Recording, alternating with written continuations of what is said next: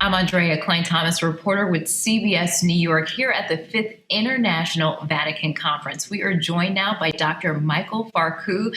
We're so happy that you are here. I'm sure that you attend a number of medical conferences. Please tell us what makes this conference stand out to you.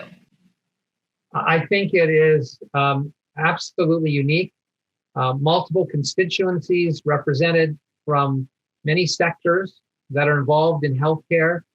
As we often call it, it's sort of the forum that is the Davos of healthcare, whereas the economic forum, this is a healthcare forum.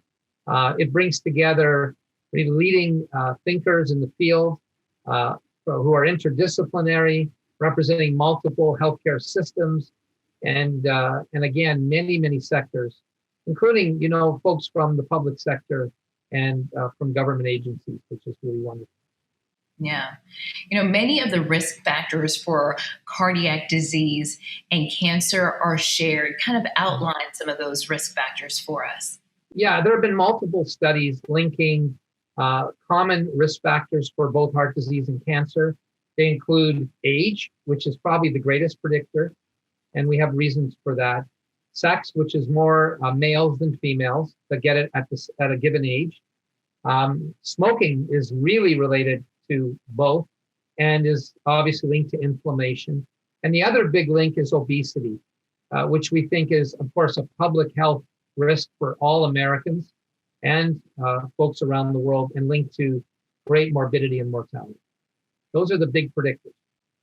Yeah, so let's dig into that a little bit more.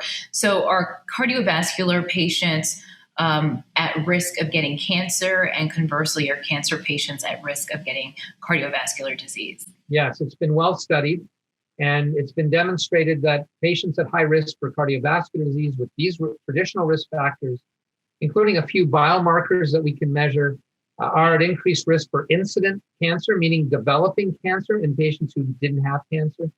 And the opposite is true as well. Folks with cancer are more likely to be at high risk for cardiovascular disease. So it goes in both. There's a bidirectionality, probably because of common mechanisms linking the two. How should the medical community then address these, since they're so closely linked? Should there be interdisciplinary clinics? Should interdisciplinary clinics be created? I believe so, for patients at highest risk, those patients that have had a heart attack or a stroke, or patients who have had serious cancers.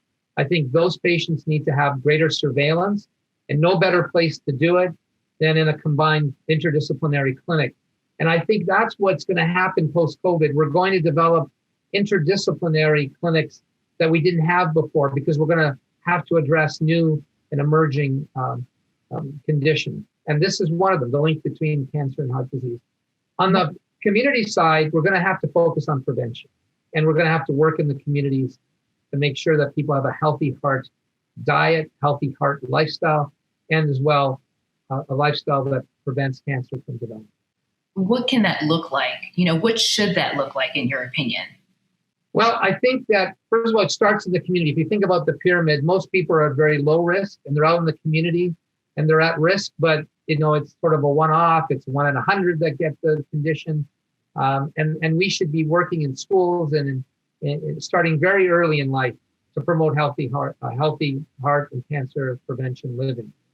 On the other side, patients who are at extremely high risk because of the therapies that we give them, they're going to need both a cardiologist and an oncologist, and maybe other disciplines as well involved, so that we deliver patients the best care possible.